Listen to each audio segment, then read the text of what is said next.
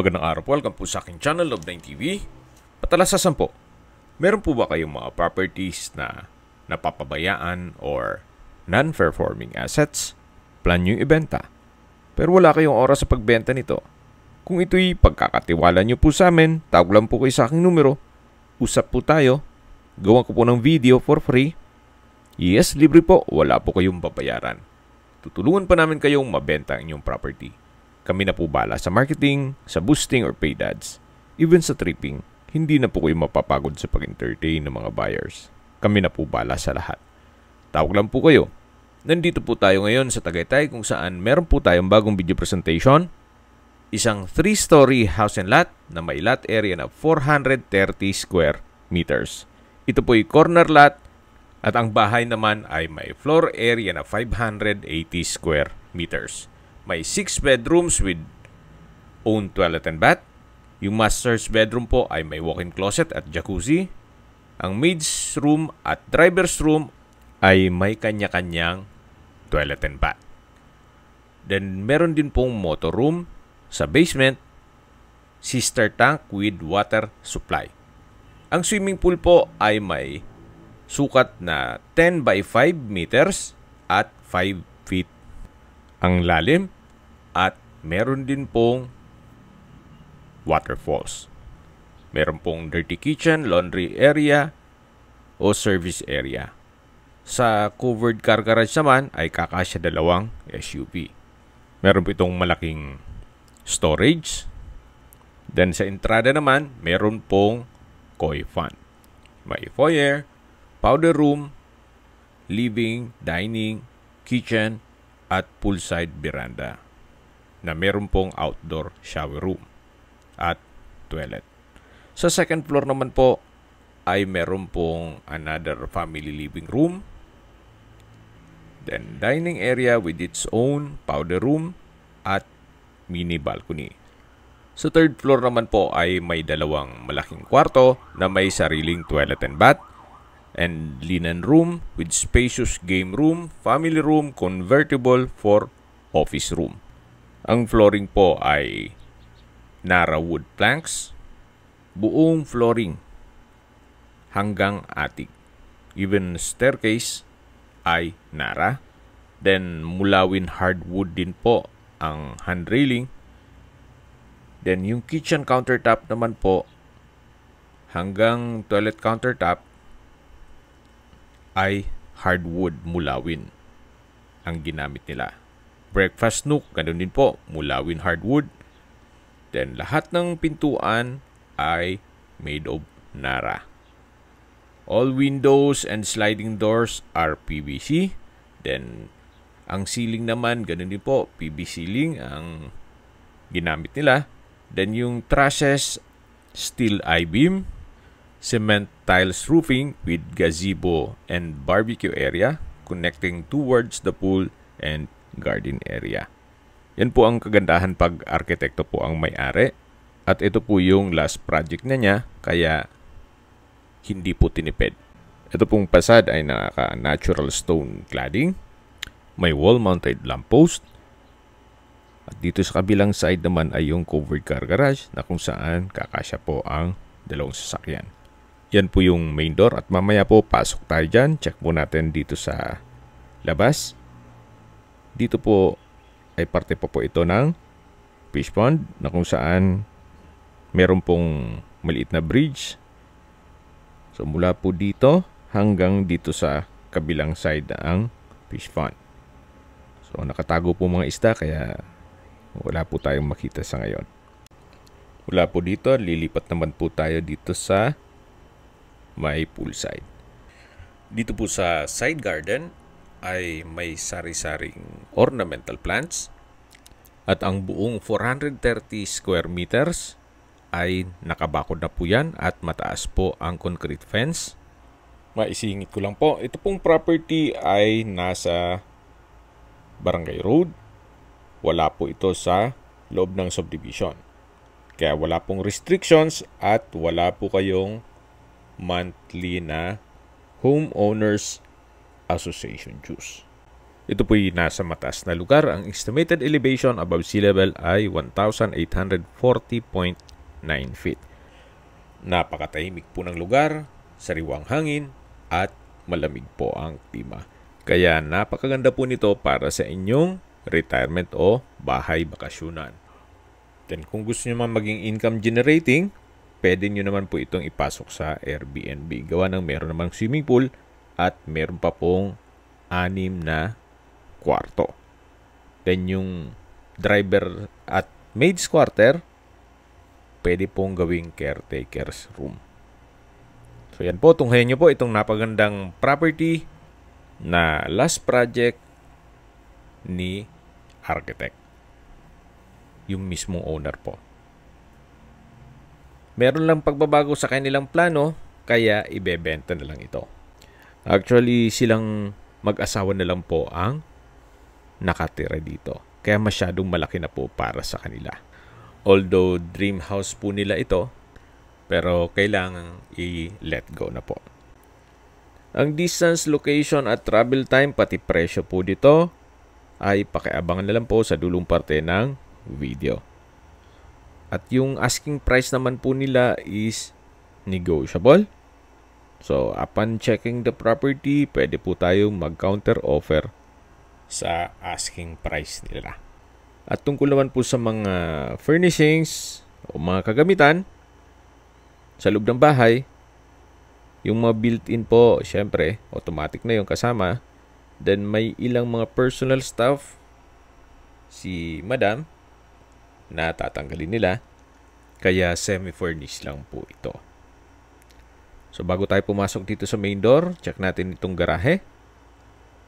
So, malaki naman po siya. Covered, then tile flooring. Then, meron pong brickstone design, yung wall. Ito po yung steel gate. Then, mula po dito sa garahe, matatanaw natin yung main door. Then, another access door sa dulo. Yan po yung hagdan na papunta naman sa storage. Malaki po yan ang espasyo niyan. Dito naman po yung foyer o silid tanggapan. Mula po dito, naka-wood planks na nara, then high ceiling. Then may light fixtures. Yung mga collection of plates, di po kasama yan. Then dito naman po yung powder room. Naka-solid wood door. Then may hand wash basin, vanity mirror, water closet with bidet, at ito yung naka-tile bathroom wall.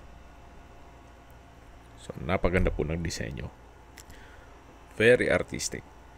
So, labas na po tayo dito sa powder room. Yan po yung main door. At check natin dito sa loob. Pero bago natin i-check ang living area, ito po yung pintuan na access sa garahe na kung saan galing tayo dito kanina. So, napakalaki po ng espasyo nitong garahe. Okay, check na natin itong living area o salas. At welcome po dito sa bahay ni Madam at Architect. Tungkol sa furnishings, kung maibigan nyo naman po yan, pwede tayong makipag-negotiate. Then, meron din pong chandelier. Then, sa dulo po ay may owning type windows. Wood planks. Nara din po itong flooring. So, buong flooring po ay nara wood planks. At lipat na po tayo dito sa dining area. Nakakasya po ang 8-seater dining set. At dito naman po yung formal kitchen. Ang breakfast nook at kitchen countertops ay naka-solid wood. Then, meron pong wall-mounted kitchen cabinet at storage ng kitchen utensils. So, yan po yung double stainless sink with faucet, gas range, oven, then may kitchen window, at dito naman po yung service area at dirty kitchen. So, upon tripping po, i-check natin yan. So, tunghayin nyo po ulit itong formal kitchen bago tayo lumabas dito sa may living area. At tungkol naman po dito sa dining set, Wala pong nabanggit sila kung isasama yan.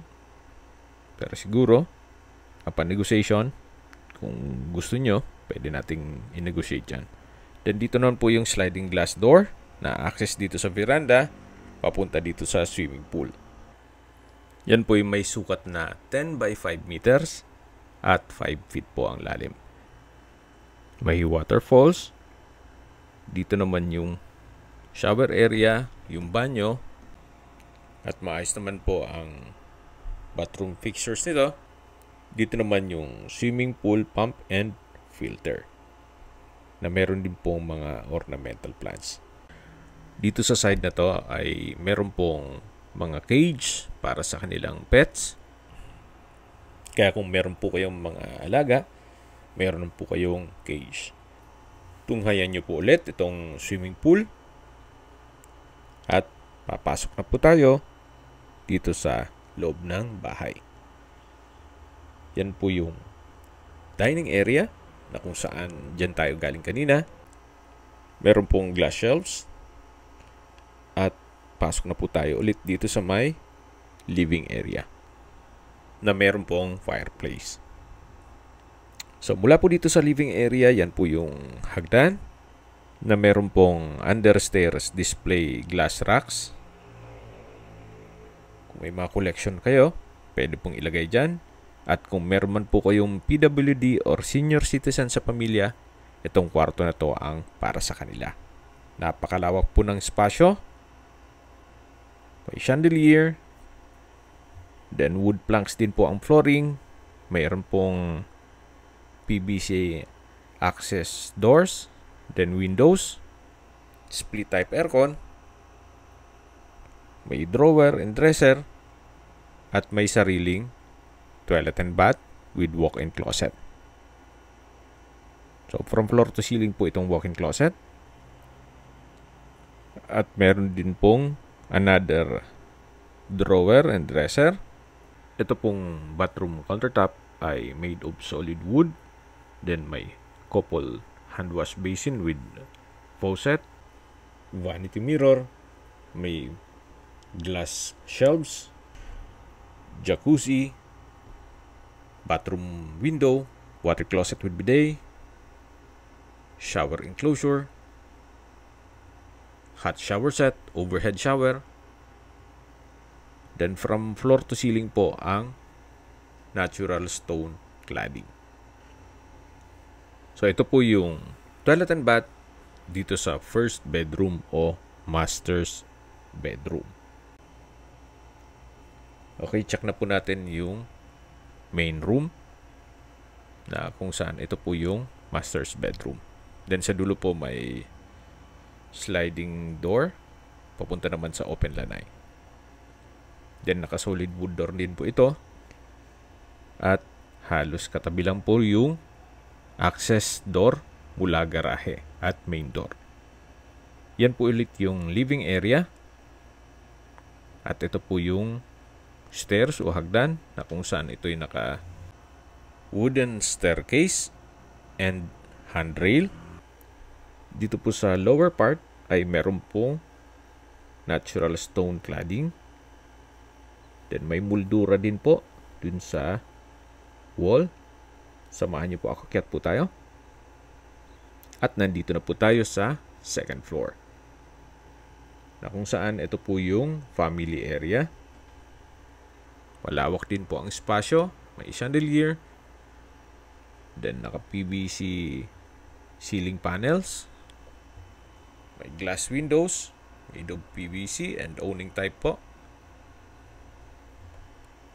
Yan po yung hagdan.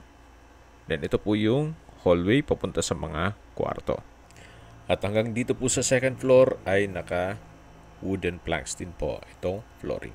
Check po natin itong second bedroom na kung saan ito yung naka solid wood door. May split type aircon, owning type windows, may PVC sliding glass door, then wardrobe, center lamp, wooden planks ang flooring. So for maayos naman po ang pintura ng ceiling at wall. May pin lamps at meron po itong sariling toilet and bath. May bathroom countertop, hand wash basin, Water closet with bidet. Shower enclosure. Then may overhead shower. May bathroom window. Tile bathroom wall. So, para wala po kayong papagawa dito. So, yan po yung toilet and bath dito sa second bedroom. Yan po yung tinutukoy ko na access door. Punta sa maliit na balkonahe. At upon tripping po, check natin yan. At lalabas na po tayo dito sa pangalawang kwarto. At paglabas po natin, matatanaw yung family area, then yung hagdan. At ito po yung hallway. Ito naman po yung third bedroom o pangatlong kwarto. Ito po yung naka-solid wood door din po. At sa spasyo, malaki din po. May wardrobe. May bed frame and mattress. Study table. Owning type windows. PVC sliding door na access papunta sa maliit na balkonahe. So, ito po yung pangatlong kwarto. Okay, labas po tayo ulit dito sa may hallway. Then, check natin yung pang-apat na kwarto o fourth bedroom. Ito pong fourth bedroom ay ganun din po, naka-solid wood door. Then, sa spasyo, halos same size lang din po dun sa mga naunang kwarto. May owning type glass window. May wardrobe, bed frame and mattress. At may sariling toilet and bath. Na maayos naman po ang toilet fixtures. So labas po ulit tayo dito sa pang-apat na kwarto. Then mula po dito, meron pong hagdan. Papunta yan sa third floor. At dito naman po yung altar na meron pong drawer. Then display cabinet. At dito naman po sa side na to ay mayroon pong dining area. Kung sakali man po na mag-midnight snack at tinatamad na bababa pa po, meron na pong espasyo dito. Then may powder room dun sa dulo. Then may mga customized owning type windows. Ito po yung powder room. May bathroom countertop, water closet with bidet. At mula po dito sa may dining area, meron pong access dito sa balkonahe. Actually, kung malaking pamilya talaga kayo, pwede po ito for another room. So, depende po yan sa inyo kung ano magiging purpose niyo dyan. So, ito na po yung hagdan na papunta naman sa third floor. Naka-solid wood staircase and the handrail. So, same design lang po nun sa hagdan sa baba. At nandito na po tayo sa third floor. Ito pong side na to ay pwedeng gawing office. So, sa ngayon, nilagyan nila ng bed frame and mattress na pwedeng tulugan kung sakali talagang maraming bisita. Yan po yung hagdan kung saan tayo galing kanina. At dito naman po yung hallway. Check na po natin itong pang 5 kwarto. So sa spasyo, malaki naman po siya. Then may bed frame and mattress, bedside table, PVC ceiling, may wardrobe, meron pong sariling toilet and bath kung saan maayos naman po ang toilet fixtures nito. May bathroom countertop, vanity mirror, hand wash basin. Halos same setup lang po ng mga nauna. Then may overhead shower at water closet with bidet. So ito po yung toilet and bath ng 5th bedroom. So labas po tayo para check natin yung pang 6 na kwarto. Ito pong pang-anim na kwarto ay naka-solid wood door din po ito. Napakalaki din po ng espasyo. May wardrobe, may bed frame and mattress, bedside table, customized glass windows, wood planks flooring, split type aircon, PVC ceiling panels, at mayroon pong sariling toilet and bath na may bathroom countertop, hand wash basin, vanity mirror, may water closet with bidet, shower enclosure, tile bathroom wall, overhead shower, at may hot shower set. So, ito po yung toilet and bath ng 6th bedroom. Yan po, tunghayin nyo po. Meron din po palang chandelier at drawer and dresser. Sa labas na po tayo. Dito po sa isang pintuan, ito po ay stock room. Actually, pwedeng another room na naman to eh. Pero may mga personal na gamit si owner, kaya hindi natin mapasok yan. So, ito po yung 3rd floor. At bababa na po tayo. So, sa mga nag-skip po ng video, summarize ko lang po. Ito pong property ay nandito po sa Tagaytay. May total lot area po ito na 430 square meters at ito'y corner lot. Tungkol naman sa dokumento nito, ito po'y titulado, buhay po ang may-ari, kaya wala po kayong maging problema sa documentation o sa transfer ng title. Ito pong buong bahay ay may usable floor area na 580 square meters. Meron po itong 6 na kwarto with own toilet and bath. Then, meron din pong maids at driver's quarter na may sariling toilet and bath. Ang garahe po nito ay kakasya ang 2 sakyan. Then, ang swimming pool naman po ay may 10 by 5 meters ang sukat at nakabakod na po buong property. Hindi po ito nasa loob ng subdivision, kaya wala po kayong babayaran na monthly dues at wala pong restrictions. Kaya kung sakali po na gusto nyo maging income generating itong property na to, pwede nyo pong ipasok sa Airbnb o staycation business. Sa distance, location at travel time portion na po tayo. So mula po sa Tagaytay City Market, ang distance is 1.7 kilometers at ang travel time is 4 minutes.